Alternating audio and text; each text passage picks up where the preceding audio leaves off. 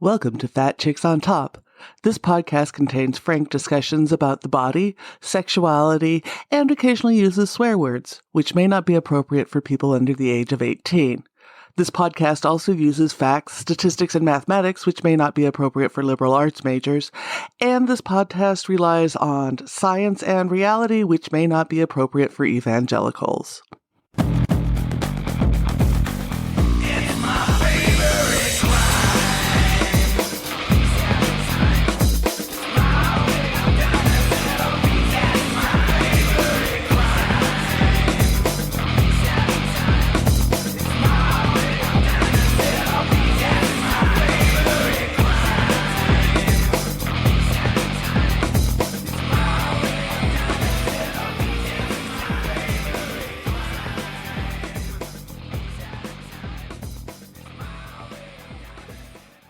Welcome to Fat Chicks on Top. You are here with your host, Auntie Vice, and we are back. We are taking a break from all of our legislative and policy series. I have such an honor to introduce Midori.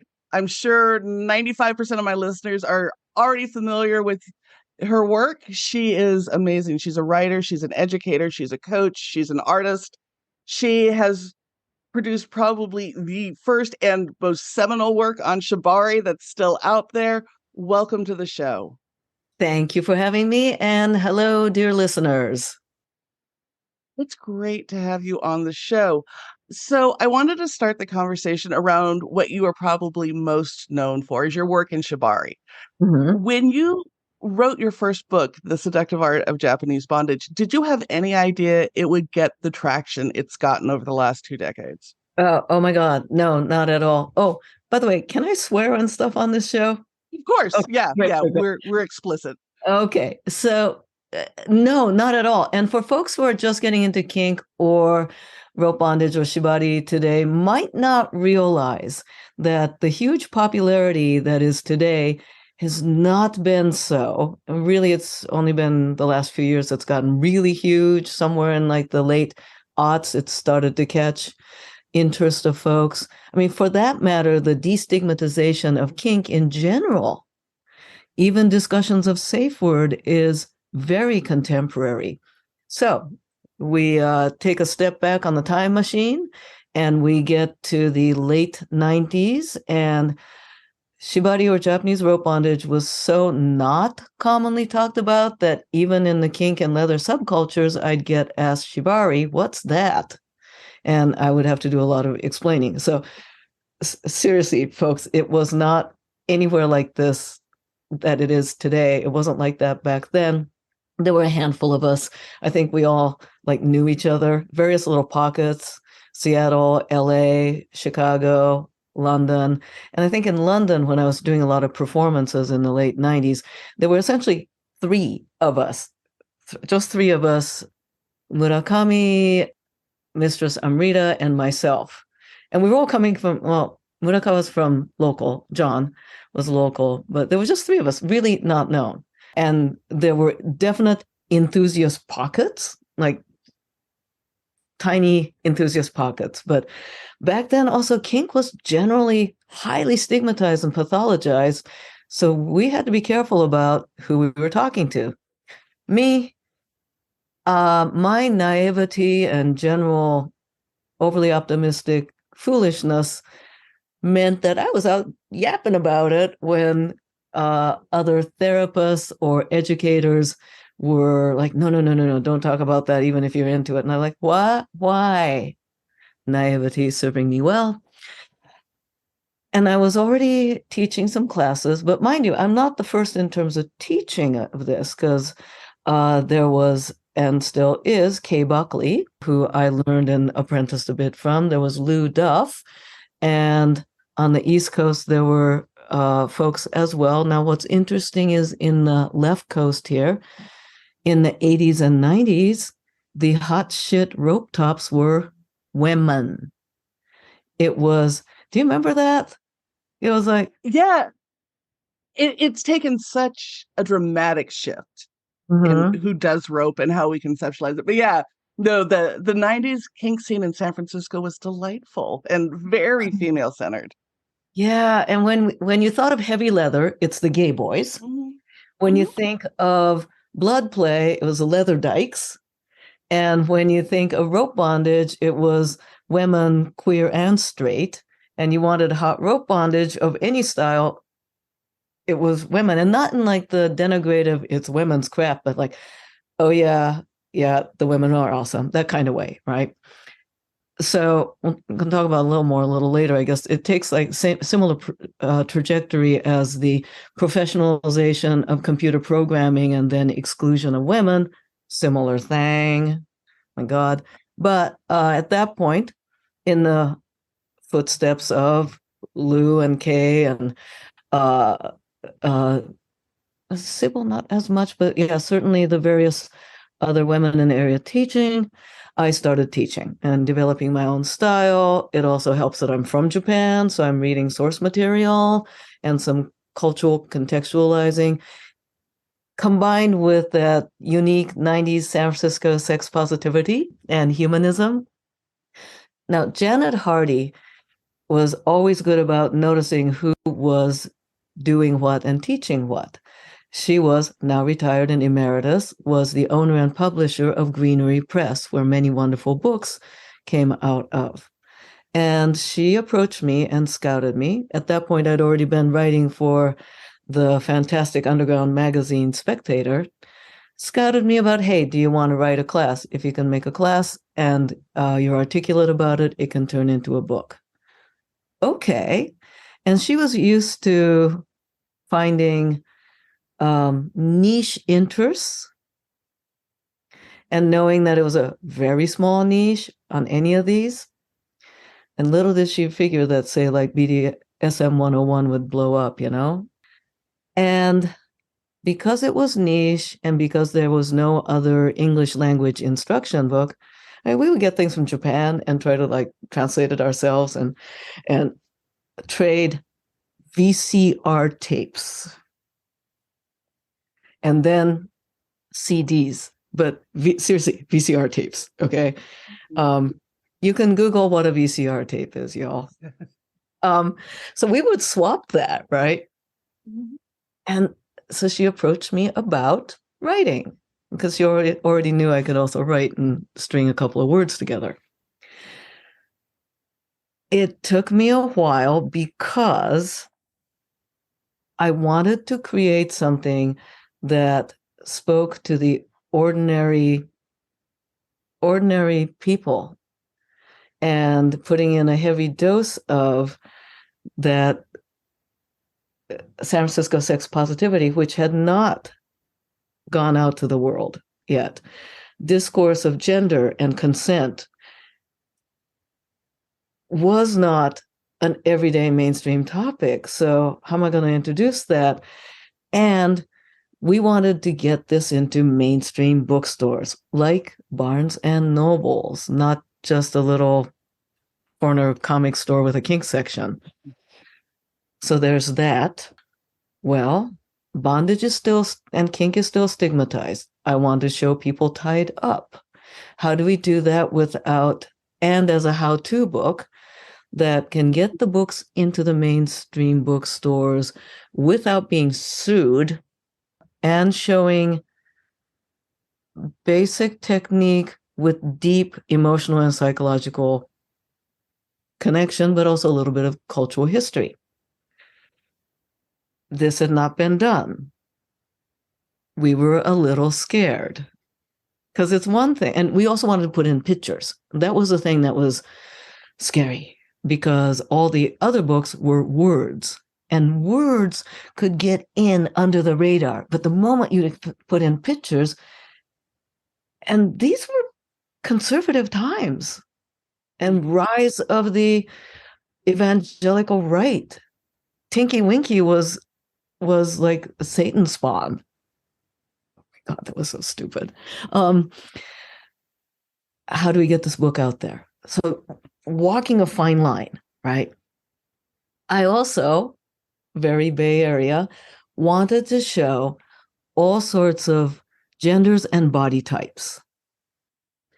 And I'm very proud that we did that. And because it was a niche. And I managed to talk her into making this more of a coffee table book, which she'd never done. She'd not put in color plates. And with the publishing industry back then, what it was, where most of the printing was done overseas, Hong Kong and the like, printing was expensive, took a long time. Color plates were way expensive.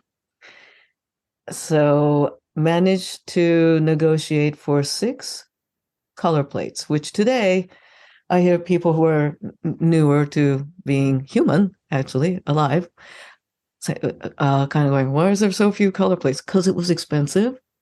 And a small publisher, I mean, a teensy weensy, independent, hardworking publisher in a niche field that could at any moment get sued, like the Little Sisters bookstore got, to put out the money to make this color print, to take a chance on this book that has had no proven track record. And she took a big risk, and I'm grateful. However, and she will tell you this now, that because she didn't think it would sell well, she gave me a very generous royalty agreement. And to this day, that's awesome. Yeah, jokingly, she's like, had I known, had I known. She published, she printed, again, not thinking it would be much of a niche or sale, and she expected to have plenty in the warehouse. She made the first run at 5,000 copies. Now, timing. The book came out in late September of 2001, shortly after the 9/11 attack. 9/11 attack was horrible. Then my first big deal book came out. Like, I'm doomed. No one's ever going to know about it. The world is sad. The world is terrible. No one, and Kink is already stigmatized anyway. This is going to go nowhere.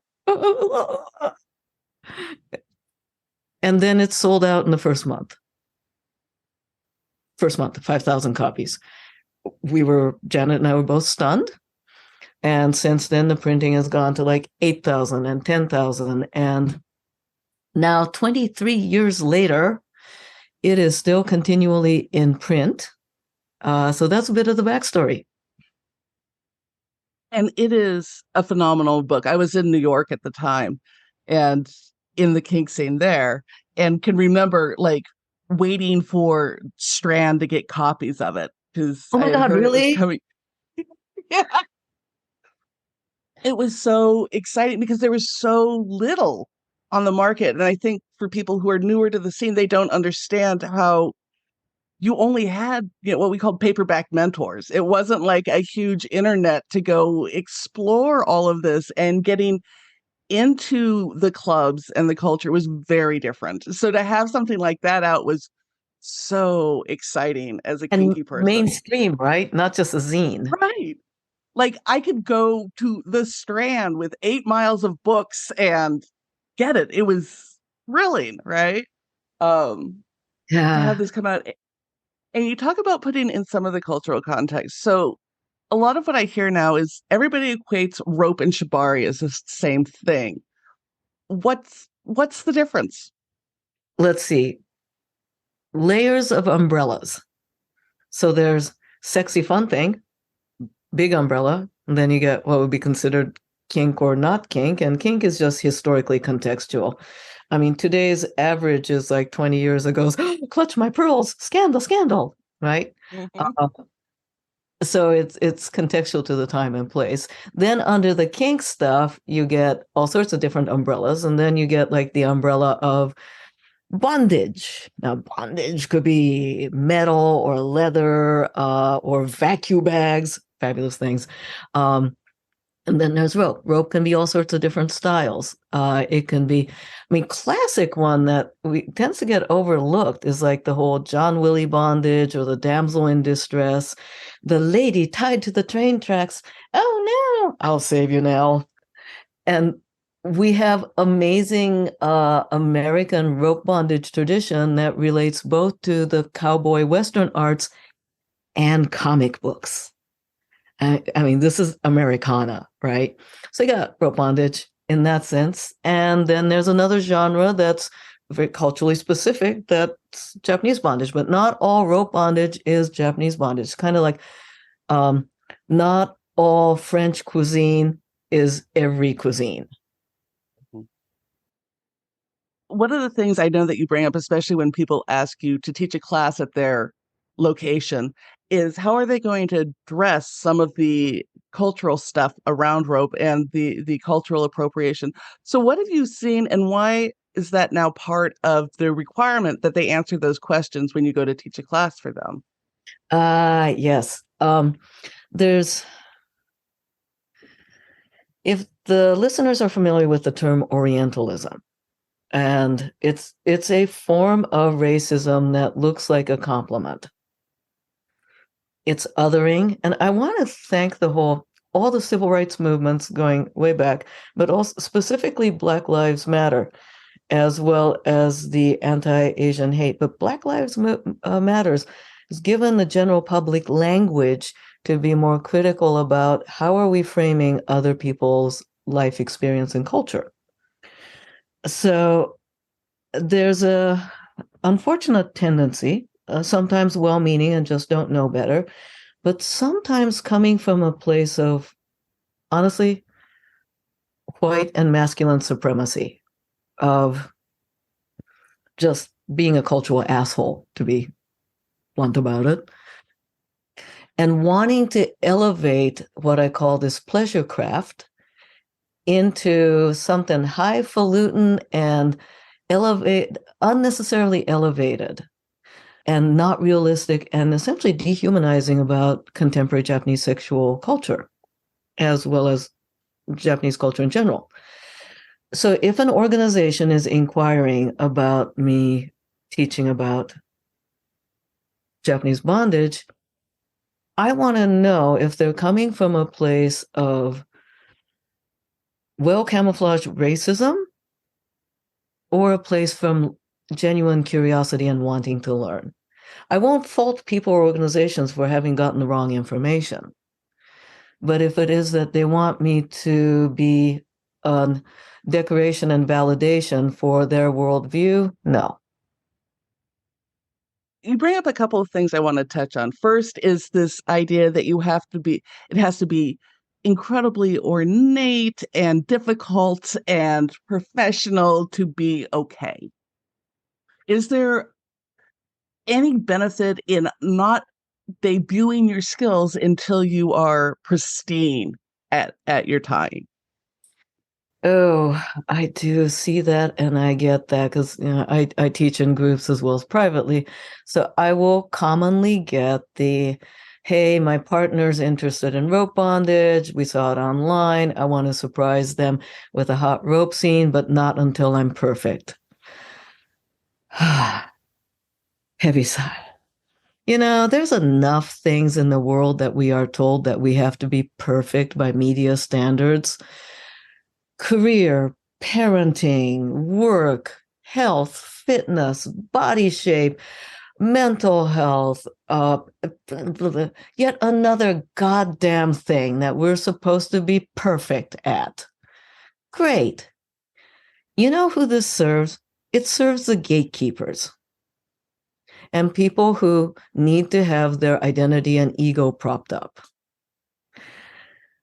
Shibari rope bondage is fun, and it's supposed to be in private play, messy and delightful. And people are confusing the stage performances that are in Japan, strip the context from it, and then want to make that into how every Joe and Jane and Mr. and Mrs. Tanaka is playing. It's kind of like saying that, in terms of I have to do this perfectly or it's not real Japanese rope bondage, is like saying watching Cirque du Soleil and thinking that is authentic Canadian sex. And not until I can do all that aerial movements do I get to have hot sex with a Canadian. I love that equation because it is so true. And one of the things I've loved when I've taken your classes is you talk about bringing in the humor and the joy of it, because a lot of people, I think, when they think especially about shibari and bondage, it's so serious and sensual, and why Yeah. can't we have fun? Right? So Yeah. how do you bring in the fun to scenes, like, and break people out of that this is so technical and focused? Yeah. Well, my definition of BDSM, which many of my folks familiar with my work know, is BDSM is childhood joyous play with adult privilege and cool toys. It's cops and robbers with fucking, where fucking's actually optional. And Simon says, or Simone says, is a DS game, right? So that already shifts the thinking. And if we can look at that, actually, if any kink activity, if you step back enough, it is child's play. And I am sometimes people worry that I'm putting down kink, but play is the root of human creativity. Sometimes I have people saying, don't sexualize my childhood. No, no, no, no, no. I'm childing our adulthood. Yeah, God, there's so many things we need to take seriously and intense about. Just turn on the news, that it doesn't have to be. And in moments of levity, there's this contradiction of a play, that in levity and joy we are more likely to touch that which is intense and deep by not trying to be deep. How did you come to that realization? Because that's not at all how we teach sexuality in adult relationships. That's not a model of the play and joy and fun. So what was it in your journey that got you to really understand the importance of that? Huh. I've never been asked that. That's a good one. How in my journey? Well, sometimes people ask me about how did you come out into kink? But I've never had that experience because I just thought it was creative, weird, uh, messing around with sex and being imaginative. And that people didn't talk about it only because they were being polite. This is where the Japaneseness comes out. Mhm. You're just like, you don't want to make other people uncomfortable. There's things that we do behind closed doors.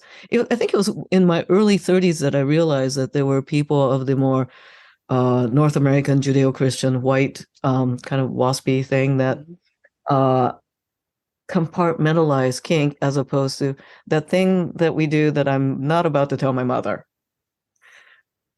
So the play has always, I think, been there. I mean, even in my artwork, I'm a bit of a prankster. And in my artwork, I'll often present work that is initially feels like hee hee, giggle, funny, and then you read it or look at it and go, oh crap. Like I made speaking of shibari and the intersection of art and shibari, years ago for the Seattle Erotic Art Festival, great event, by the way. I submitted and was accepted this artwork, interactive artwork. It's a sofa, it's a love seat made of blow up dolls tied up, entirely made of blow up dolls. And initially it's funny, right? People sit on it, haha, until they realize kind of the body horror of it and the political horror. Because all these tied up pretty things are replaceable. Mm-hmm.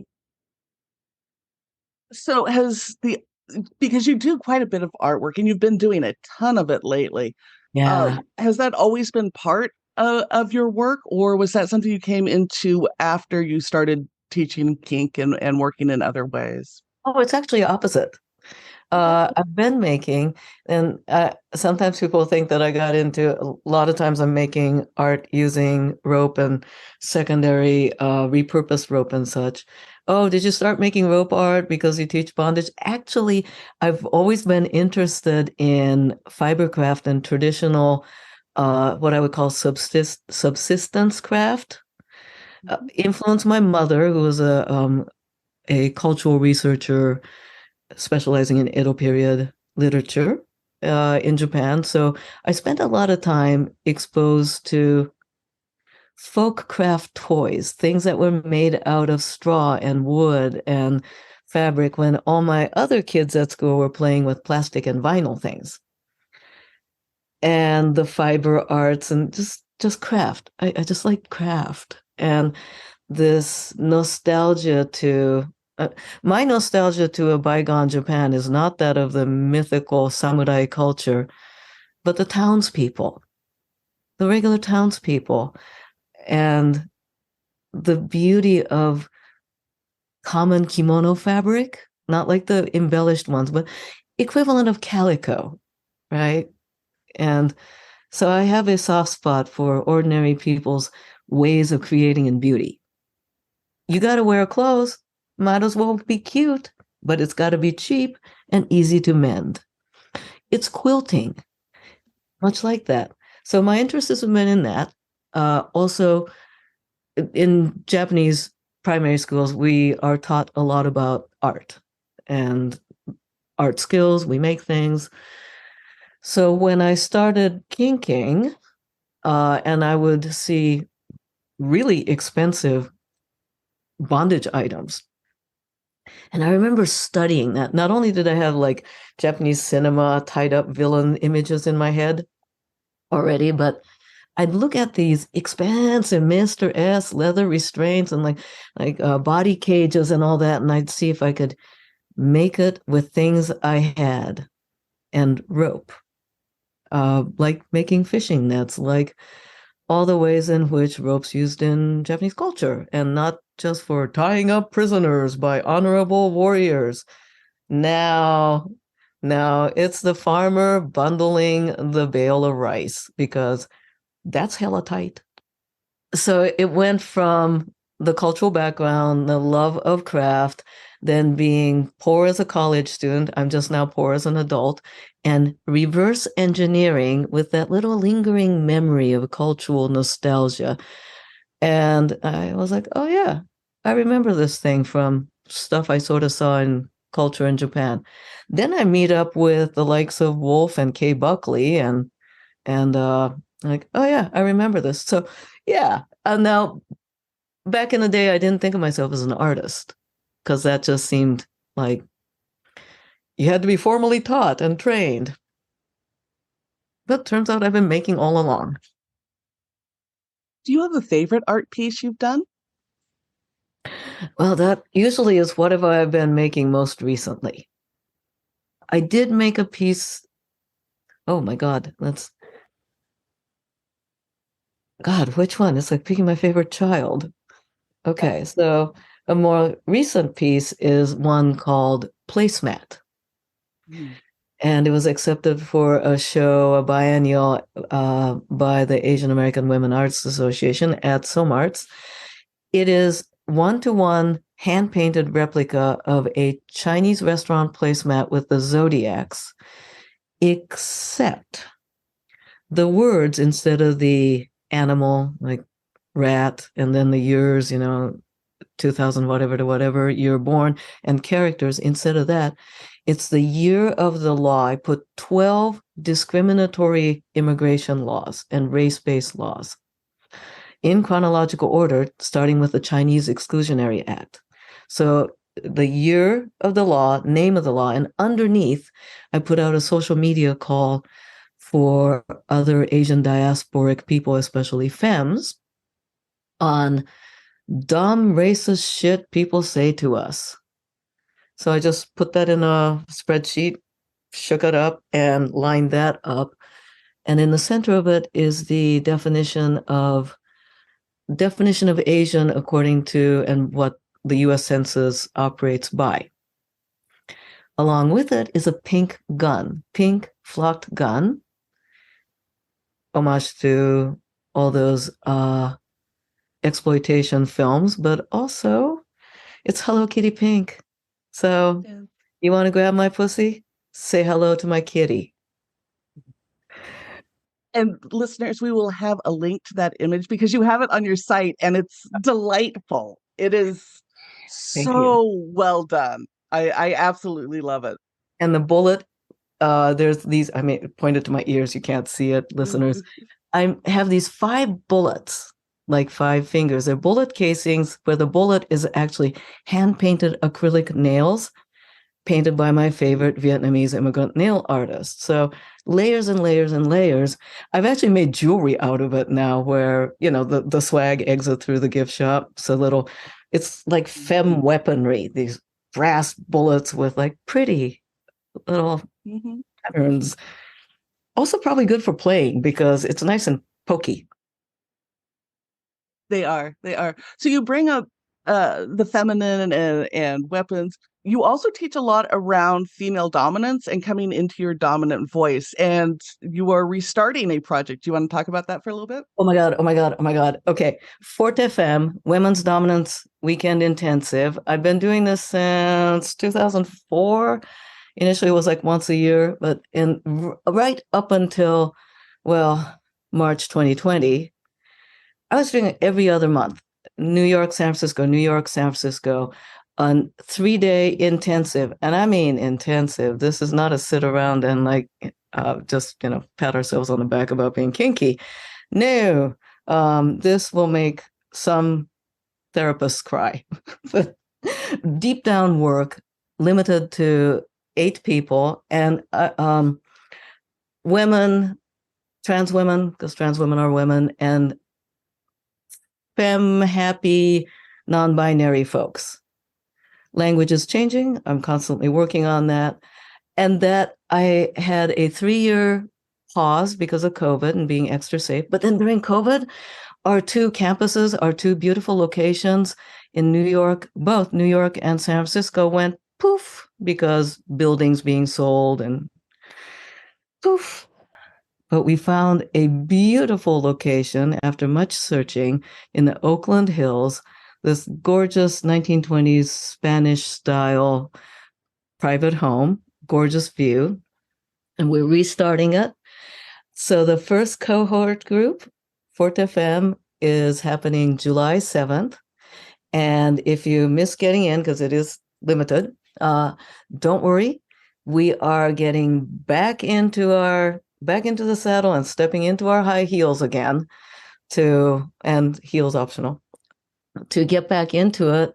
So we're having a little slow start to give ourselves a little ease because it's like 26 hours of teaching for me. So I'm giving myself and my team a bit of ease and updating the content, and yeah, I'm really excited. So that's fortefemme.com. But beyond that, that one is limited by how one identifies, but all my other classes around exploring dominance is for all peoples of all orientations and genders. So, for example, my class, The Art of Feminine Dominance, the 2-hour version is open to all, and for those enjoy bottoming and submitting, I highly encourage them to attend as well so they can be a better partner. Yeah, I'm really excited. How did you come into your dominant voice? Because when you're assigned female at birth, this is not something we are taught. Yeah, and growing up in Japan. Right? Yeah, I'm definitely the inappropriate kind of Japanese girl. I'm loud, I take up space. This explains why I'm comfortable in New York. I landed whenever I get in New York, I was like, comfortable. Mm. So, well, a lot of little factors. No one aha gestalt moment. My grandmother on my white side was a pioneer daughter and one of the daughter of people who actually came over on the Oregon Trail, not a game, for real, came on the Oregon Trail. Farm woman, no nonsense, suffragette. And she was certainly an influence. And I remember growing up in Japan, it not sitting right with me that it just didn't feel right that I always had to be a little doll. Now that my family never expected that, but yeah. So there's little bits of seeds that get planted there. I am actually quite introverted. I'm what I call a high functioning introvert. I like small group, intimate conversations. In high school, junior high and high school, I was junior high, especially when I came over here, terribly shy. And I remember getting to my new American high school and pulling myself up by my big girl panties. And if I wanted friends, I had to go up and say hello. That was terrifying. And then people liked it. And that gave me a little confidence in finding other nerd kids. That helped. And then eventually, out of high school, I ended up joining the Army. And let me tell you, that will teach you command voice. And being in uniform, going through physically intense training and realizing that I'm as strong as most of these guys. Okay, I'm short, whatever, I'm less of a target. Awesome. And so things have changed too. You're finally coming back to teaching the Forte Femme, but with the pandemic, so much of it went online. How did your work change in the last couple of years? Oh my goodness. In the beginning with the pandemic, many of my colleagues went to teaching online immediately. I'm often slow to things, so I also needed to. I had to refund all my Forte Femme students. So I had to deal with that and the business aspect of it. But I decided not to jump on the online teaching. I wanted to see other people step off the cliff and see if they'd splatter or fly. I'm also not necessarily a tech person, so I needed to figure out how to use a tool. Sure, I'd been using Zoom and Skype, but this is a little bit different. So I gave myself time, and that's when I got to focus a little more on my artwork and such. It was nice giving myself that time to reflect. And oh, my Patreon, bless my Patreon, patreon.com, Planet Midori. I've had Patreon many years before the pandemic, and it was a little place, and I was having fun with it.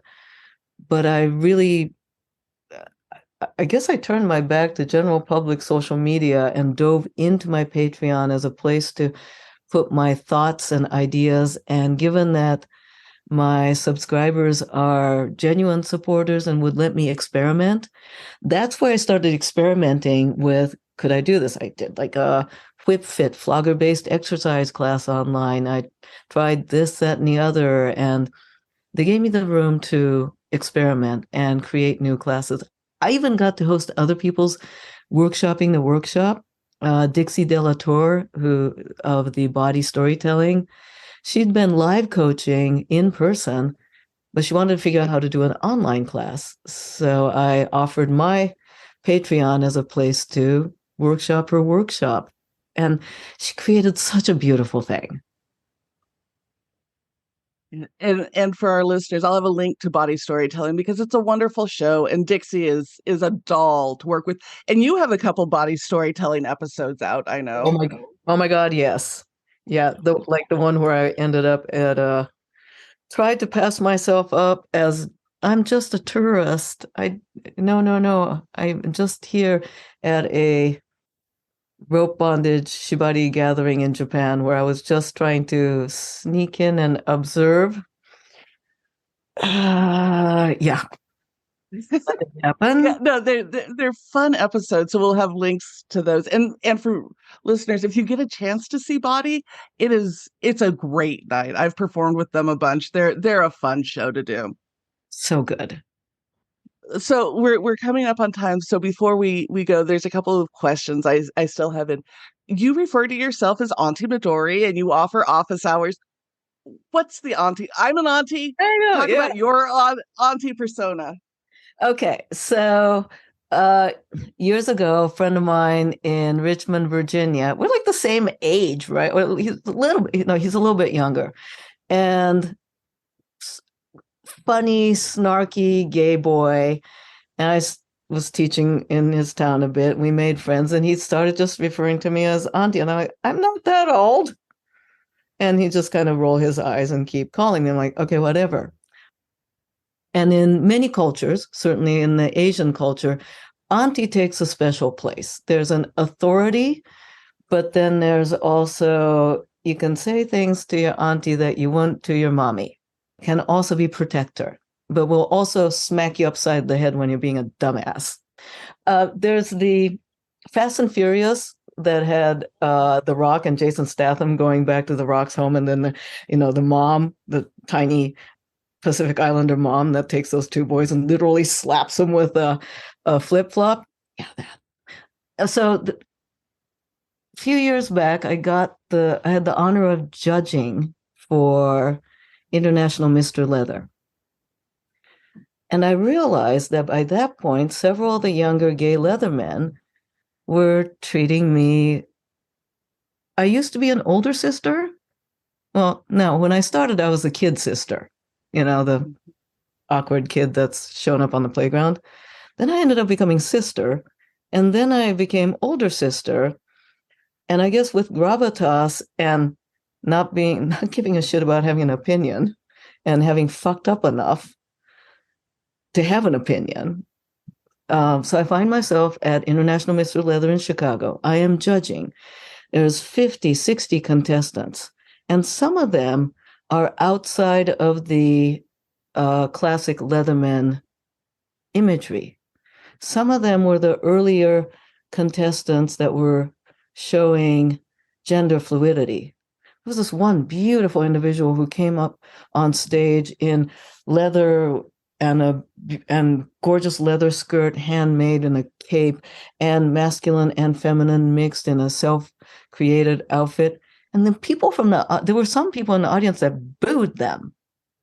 That was not okay. So for these young men contestants who were really pushing this culture, I remember sitting in the interviews as well as in the judging station, like sending them loving eyes so they had somebody to look at. Mm-hmm. And around then, a lot of people started, and I think there were more people of color leathermen, whether it's the Latinx population, also have aunties, started referring to me, and I'm like, okay, I'll own it. Then add to that the middle age thing. I am not the ingenue that I was. I'm also not that stupid anymore, thank God. Youth is wasted on the young. God. It really is. Yeah. And how do ageism, societal, ageism, internalized, how do I come to terms with that? But I've always admired the likes of the Katharine Hepburn and Lauren Bacall, even the Betty Davis. And those were the Hollywood glamour aunties, right? And icons of queer sexuality. So I'm like, okay, fine. I'll own that. Excellent. Excellent. Thank you so much for being on the show. It's been an honor to interview you. Your work has inspired me for decades, and I deeply appreciate it. I had no idea. Thank you. Yeah, no, huge. Like, I followed this career you've had, and it's phenomenal. It's been such a model. So thank you. For our listeners who want to find you, who want to enroll in classes, who want to do the intensive, who want to support your Patreon, plug all the things. Okay, the easiest thing is planetmidori.com. All my social media is Planet Midori. You go to Patreon, it's patreon.com/Planet Midori.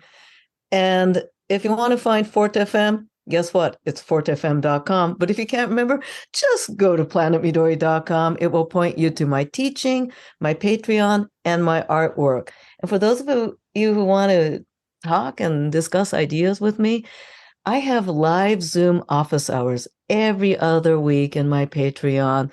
Great conversations, art, kink, life, movies. I like my Marvel movies, everything. So come on by. It's good conversation. We'll have all of those links and more in the show notes. Thank you for being on the show. Remember to like, subscribe, do all the things, review us. It's helpful. Thank you so much.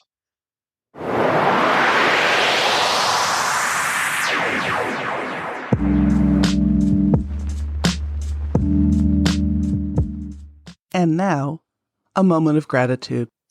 Oh, I am grateful for the new generation questioning institutional structures. I mean, you go at them, kids, because there have been a bunch of us continuing to work on it, but man, there were times when it seemed like there was no future for progressive ideas and humanistic ideas. I'm just going to throw my hand up and give up, and then I turn around and no, I don't have to give up because there's more. It's good. I like that.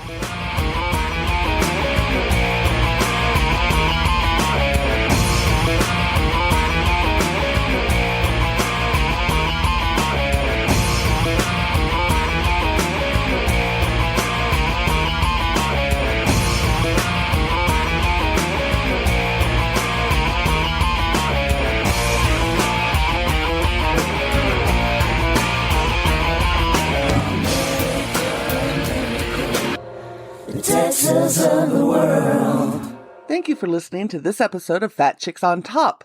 Please like, subscribe, and review our podcast on whatever platform you listen to it on. If we like your review, we may even read it online.